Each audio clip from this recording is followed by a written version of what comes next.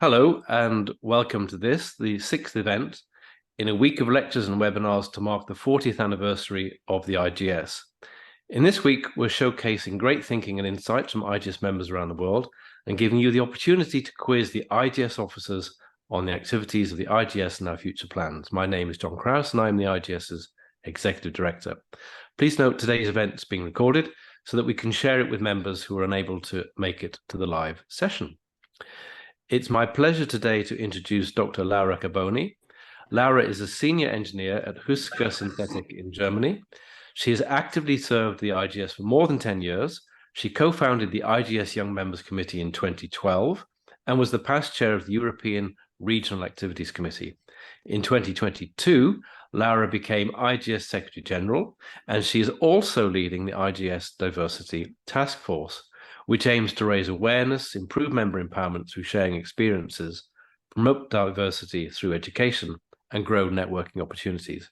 If you have any questions or comments, please use the Q&A function at the bottom of your screen, and I'll put them to Laura at the end of her presentation. Laura, welcome. We look forward to your presentation, and over to you. Oh, thank you very much, John, for the nice introduction. Good morning, good evening, good afternoon, everyone. I'm really excited for this session, the Ask the Officer. So I think it's a great opportunity to have some exchange with the membership, just to facilitate and to give some inputs maybe or ideas. I put together some slides. They are not going to be very, very long. But maybe I hope you will find that useful for discussion. So as you might know, to get the IGS vision, we determine 4 strategic goals that are sustainable, representative, trusted, and influential. Laura, we're not seeing your screen at the moment. We can see you, but not your slides. Oh, I'm sorry. I don't know what happened.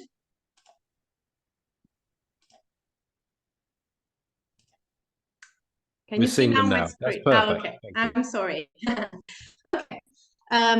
So as I was saying, for the IGS vision, we determined 4 main strategic goals: represent, trusted, influential, and my colleagues, the officers, are going to talk these days, particularly from one-to-one. And today we are going to show together what we mean under representative.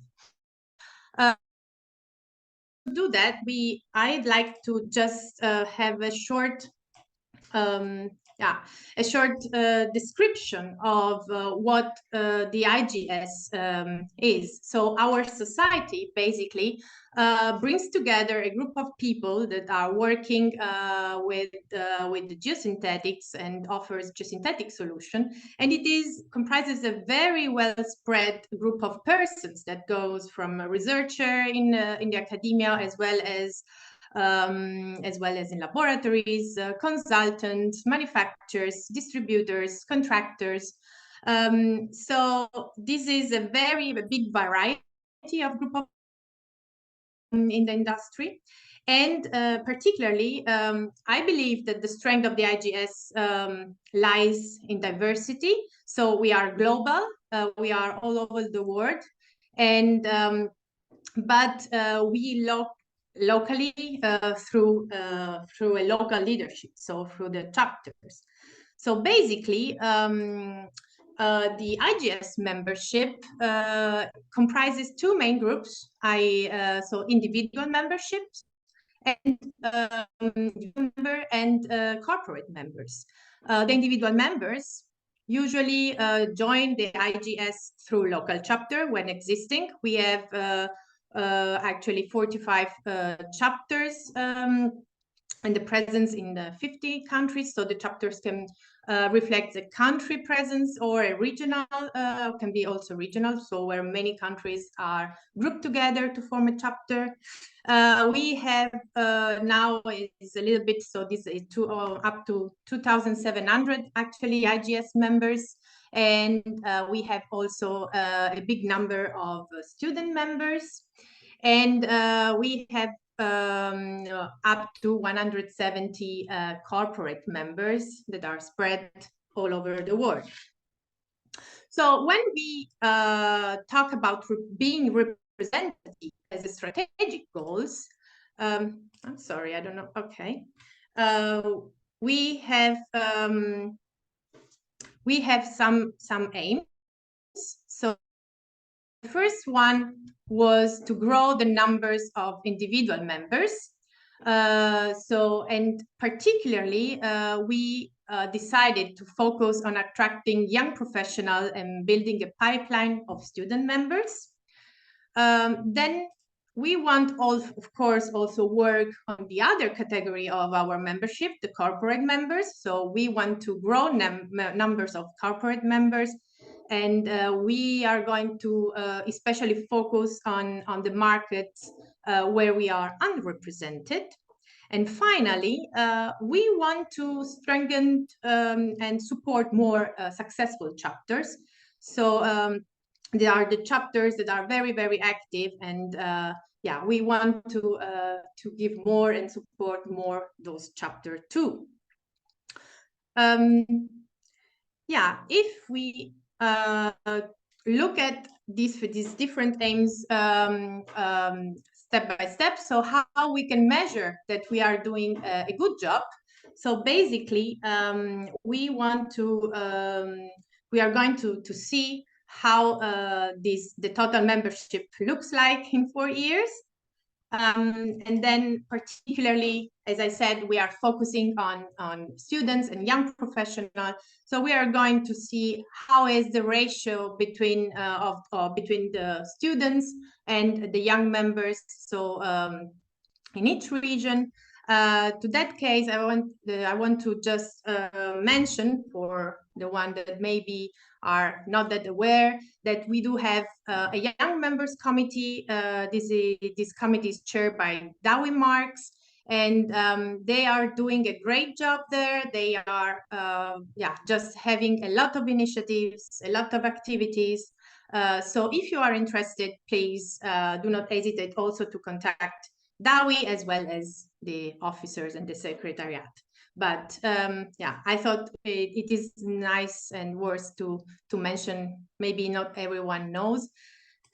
And yeah, we are going to see, generally speaking, for all our members, the member retention rates and the member satisfaction. So we want really to know more and hear more from you, and try to feed this, and you know that your voice is gonna be heard. In that regard, last year we launched a new task force, the IGS Diversity. I don't know if you already have read something, or you heard something about this task force. So the IGS Diversity task force is committed to diversity, equality, inclusion. What we want to do is to create a safe and inclusive environment within the IGS, and also for all our members to work in a welcoming space, but also to sensibilize for the stakeholders and all the workers that work in this industry about this topic. So we want to promote diversity and big diversity, and diverse as the community that we serve. So in the IGS Diversity, we had our first inaugural meeting at the 12 ICG in Rome. We had the breakfast session there, and it was a kind of having a status quo, and we had 3 brilliant panelists that trying to talk about and inspiring about history on better ethnic and generally speaking minority inclusion.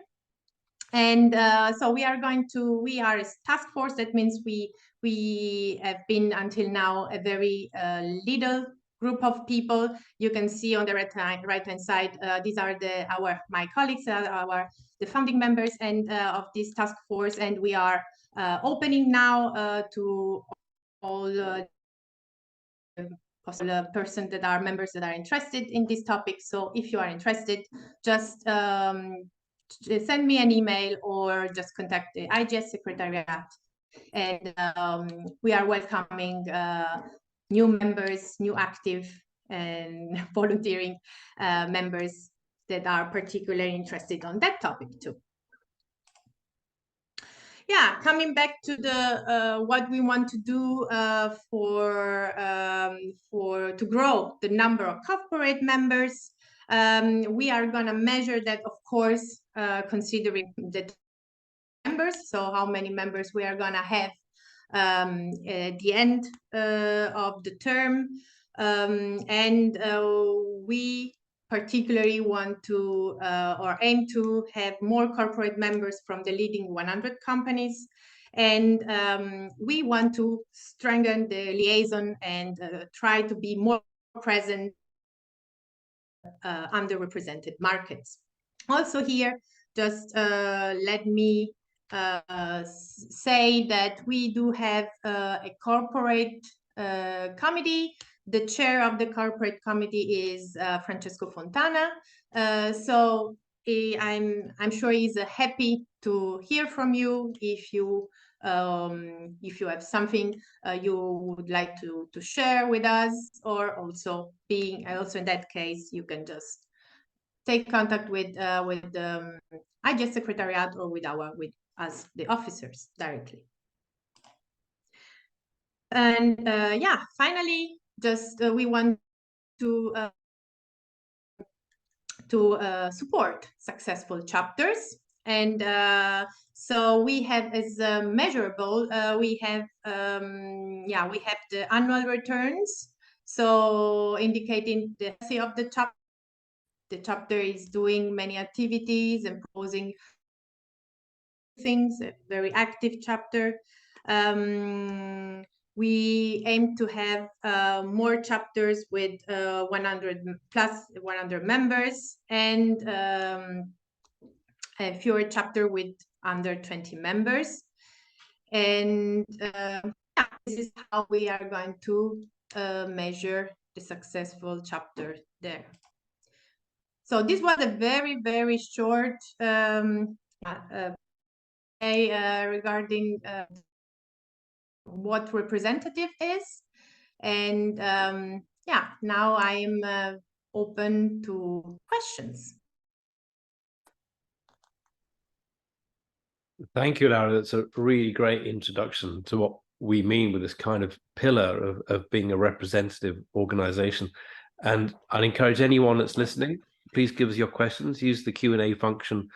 Any questions you put, or even just comments that you wish to make, we'll read those out and give Laura the chance to respond to them.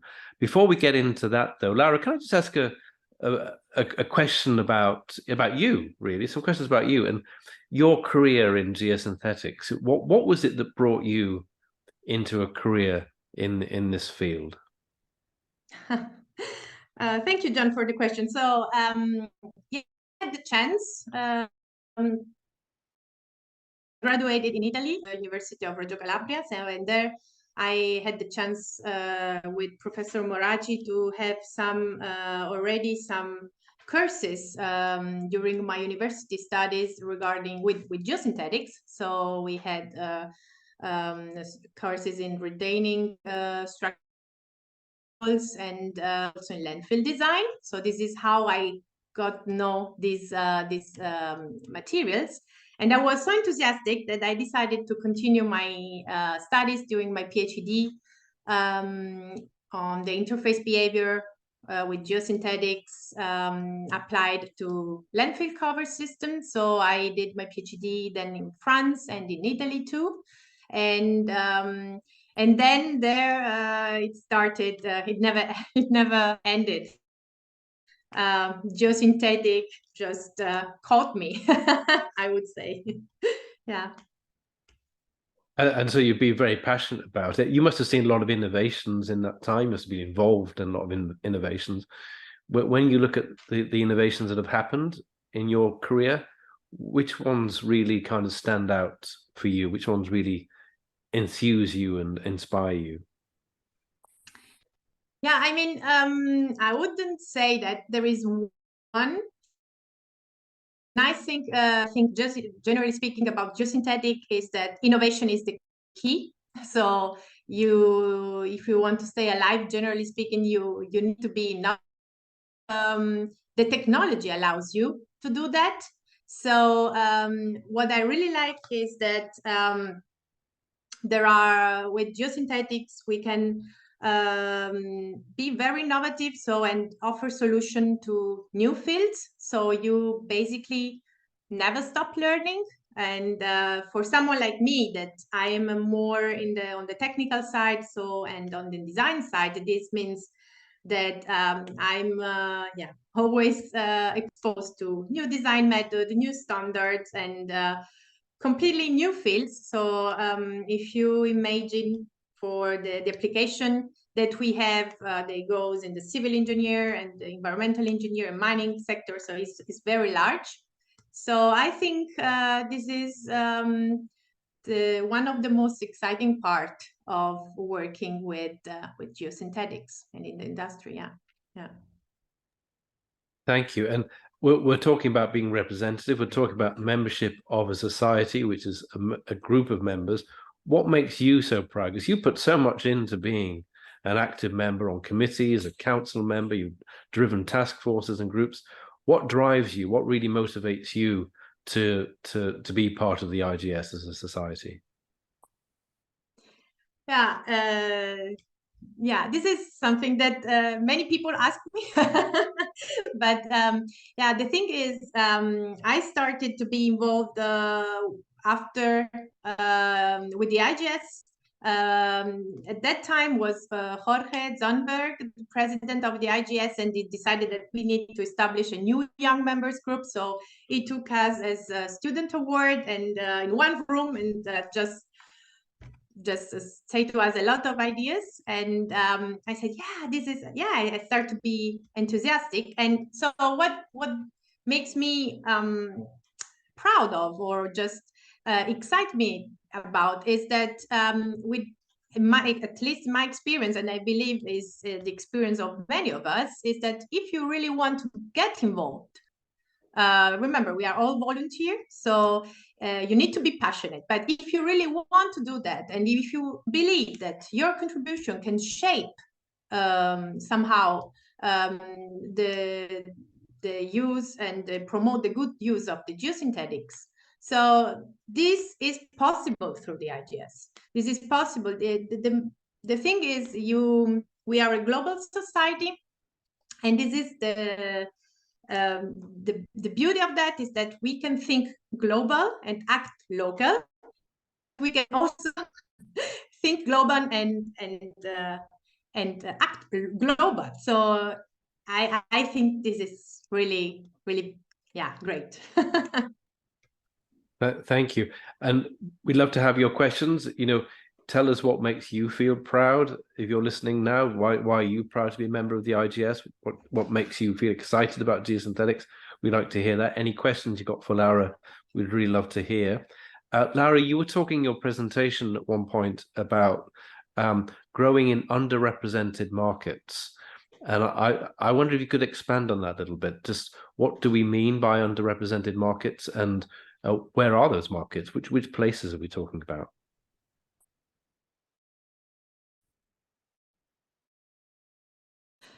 Yeah, so we have we have some regions, particularly where we are a bit unrepresented, or at least where we see a big potential. So, and those are China and India, for example.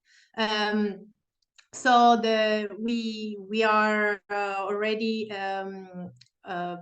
starting. We have already started some action to increase the liaison with those countries. So at many levels. So the young members, for example, committee is trying to have more representation in those countries. We are strengthening the liaison with the other geosynthetic societies, for example, in China. We have seen at the 12 ICG, we had a session organized by the Chinese chapter. So these are all very small pieces of a puzzle that we want to or we are carrying on just to strengthen the relationship with those markets. Yeah. And we were talking a bit about chapters as well. You were talking about we'd like to have chapters with more than 100 members. We'd like to have fewer chapters with only 20 members or less. What if anyone's listening here, they're thinking about getting more involved with their chapter? What would be your advice to them? Because I think you've been very active with your chapter in Italy earlier on in your career. What would you advise members to do in terms of getting involved actively with their chapters? John, you muted before you finished. Yeah, so what would you advise members to do to get more involved in their chapters?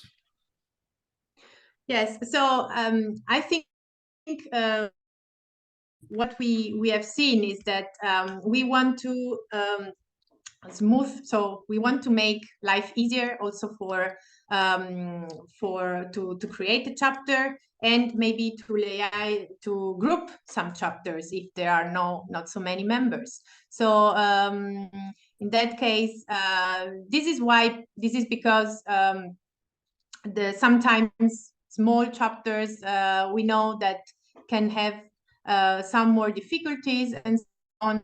And so in my experience is that it's very important to networking. So that one chapter that has a longer history, for example, is supporting the new chapter formation. And this is something that I definitely saw during the time I was the chair of the European Regional Committees.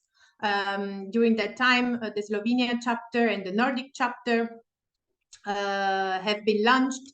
And during our meetings, for example, it was great to see how the other chapters also offer their help, and how nice is now that they can just be connected one to each other, because at the end they already the problem of one chapter can be solved, or another chapter can give some ideas according to their experience. So I think is very useful. Yeah.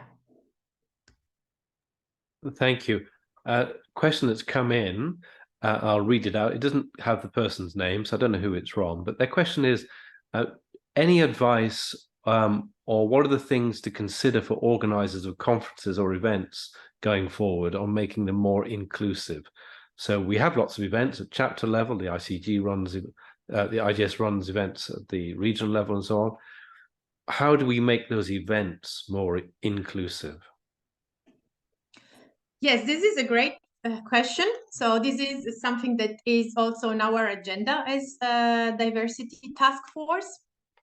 We want, so as our goal, one of our goals is that our events in the IGS, so conferences, workshop, and are more inclusive and really can show the diverse the community is.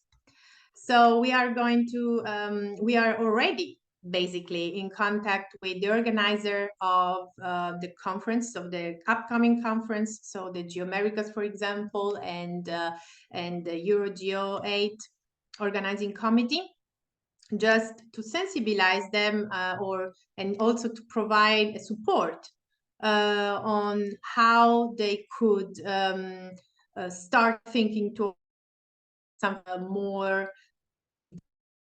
inclusive. Like, have you thought to, for example, include a little bit more female in as your lecture, or to give the possibility to not only person from academia to give a lecture, for example. This is also something that helps in having a more inclusive event. So we are going to already in contact with, and we see big connections, because we are also going to see of the IGS, because this is something that we really is at the heart of our leadership. So really want to be a very diverse and inclusive space for everyone. Thank you. And I suppose, by the way, keep the questions coming. More questions, the better. I suppose a big aspect of that diversity thing that you were touching a little bit was the younger members.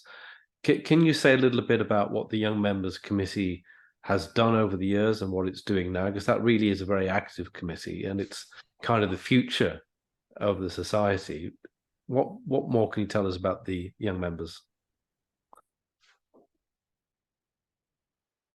Yes, yeah, the young members, they are doing plenty of activities. Basically, Dawi Marx is doing a great job.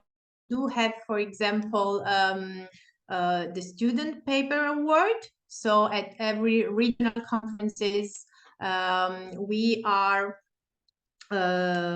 providing an award in terms of money, in that case, to allow the student awarded to go to attend a regional conference.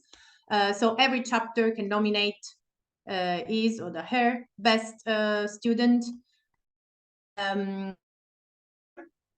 We did have just 1 month ago the paper competition, the young members paper competition at 12 ICG in Rome, and this was open to everyone, every young members, just professional, young professional, or work in the academia and so on. So this is also a big event that had a lot of rose a lot of interest. We have, for example, the job shadowing program. So this is a program that connects the corporate members with young community, and we had a recent one in Morocco.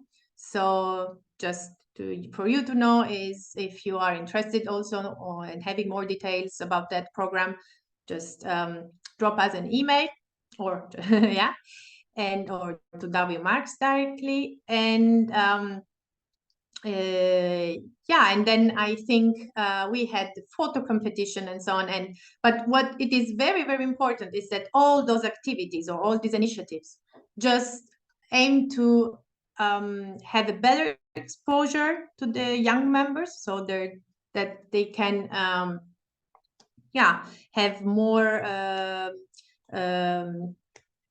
get more can increase their circle of influence, and they can also yeah, this is something that the members is doing very well. So Yeah, and that job shadowing program was one that we launched probably about a year ago now, and it's starting to take off. So that's a great way to get members involved, young members involved, and give them an insight into industry, and also get our corporate members involved. There's a great connection there.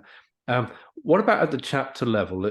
Are there any hints and tips you'd give, Laura, at involving and even attracting in the first place younger members into chapters?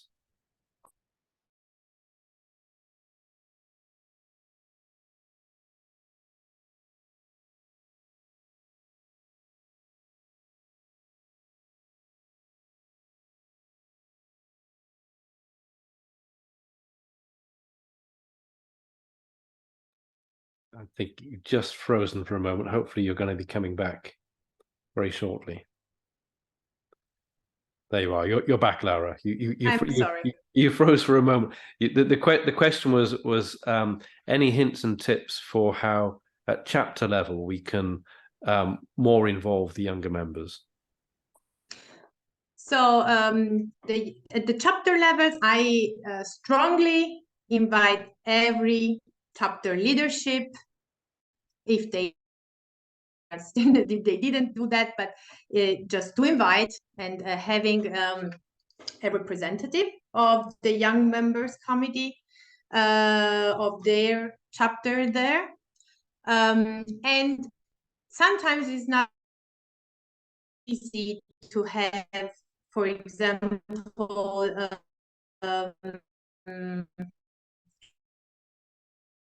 community of young members in one, the trouble there. And I strongly invite you, the young members, to get in contact with the young members committee, because this facilitates a lot the networking, the relationship. In my experience, for example, I am active in the Italian chapter, and also I got to know some other Italian persons just through the international young members. Sometimes is makes a long ways, but yeah.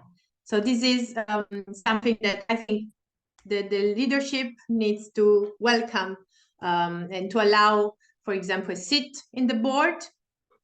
This is really, it is very successful also as a succession plan. And also this can encourage the young member, and also the young member formation in one chapter. Yeah, I think it's really important, that thing about getting young members involved in the boards. At the council level, the chair of the young members committee is an invited member of the council, so we make sure we bring that voice directly into the council, and we'd encourage all of that to happen also at the chapter level as well. There's no more questions coming in. There's still time to ask questions if you'd like to. I just wonder, Laura, if I was to ask you, what does success look like to you? You know, if you could look 4 years from now and then say, gosh, this is where we came, this is what we changed, what would you think would be the change that we would see in making the IGS more representative than it is already? Yes, I think so. We as officers, we are also members, right? So, and when we also see the strength, but also sometimes the troubles linked to what the community felt and so on. What we want to do as representative, and what for me the success looks like, would be that all the members, or the majority of the members, really feel that IGS is the home of geosynthetic, so that everyone can get from the IGS what they are looking for, and they feel in that context, according to what they're doing, they feel their needs fulfilled. This is what what I think the success looks like. So I would love that at the end of the term, having some discussion with the membership again, with you have done something that, and now I feel the IGS is that where I can go and found, and I found the home of Geosynthetic, indeed. And that's great. And I guess in a way that really requires us to hear the voice of members. And so the question is, how does that happen? And I think it's important that the members are speaking to their chapter leaderships, and that's feeding through to them, so that it reaches the regional committees. You've chaired the regional committee for Europe. And that then reaches the council level and the officers, and we have a clear idea of what the members are thinking.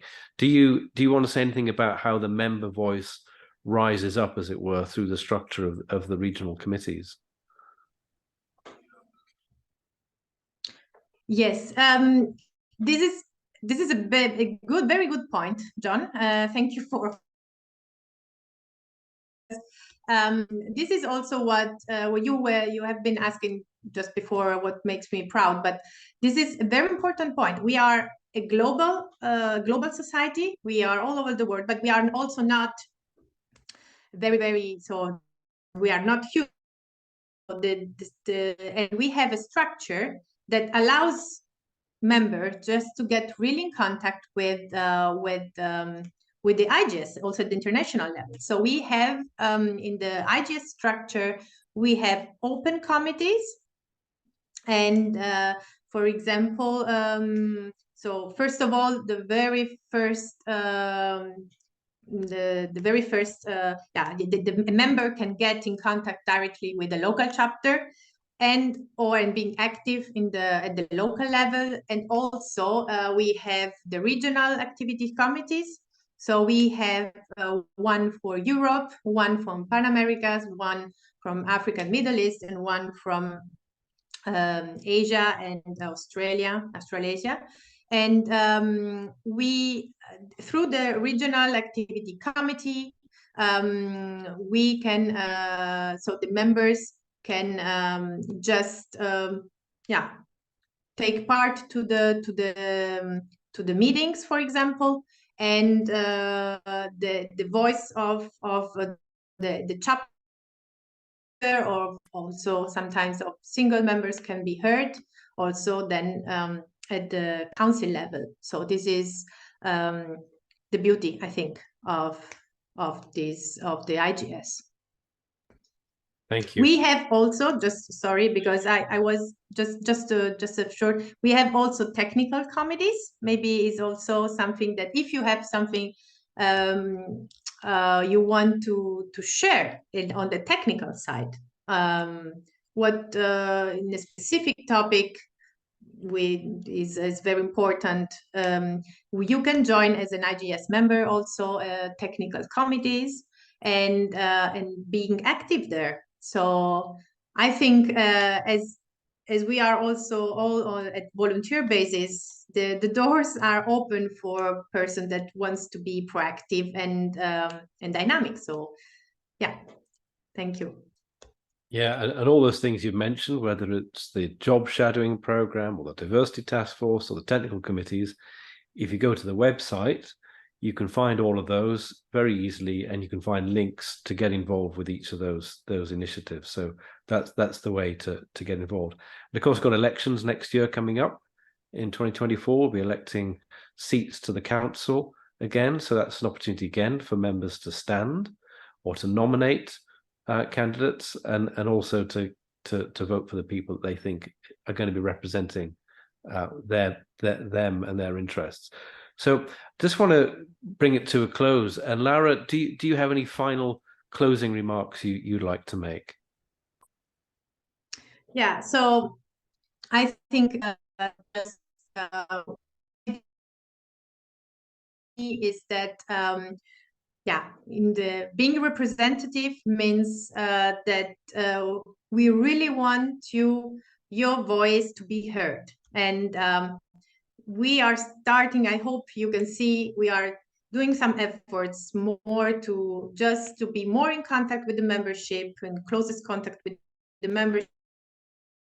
This week is a great opportunity to do that, but also after this week, we are always available, and also, as said, through the a very light structure, IGS structure. We really want you to that you feel good and you feel you as member are represented and your voice is heard. And so I think also if you I want to say that if you want to join the IGS and be more involved within the activities, just the IGS offers a great opportunity for everyone to do that. Yeah. Well, thank you to Dr. Laura Carbone for your insights today, and thanks to everyone who joined and asked questions. Don't forget, we do have one more session today in a short while, about 20 minutes from now at 12 noon Universal Time. Laura is going to be moderating a session with Jabalili Masize, who is going to be presenting on case studies and opportunities in Africa. So that's really one to watch. That's going to be a fascinating session. So we look forward to seeing you all there. You can use the same Zoom link, so it couldn't be easier. And don't forget, you can still register for all the remaining sessions running every day this week. We've got 2 more coming up on Thursday and culminating with 2 more on Friday with JP Giroux giving a lecture, and then an opportunity to put questions direct to Sam Allen, the president of your society. So thank you very much indeed. And for the next 20 minutes or so at least, goodbye. Thank you. Thank you.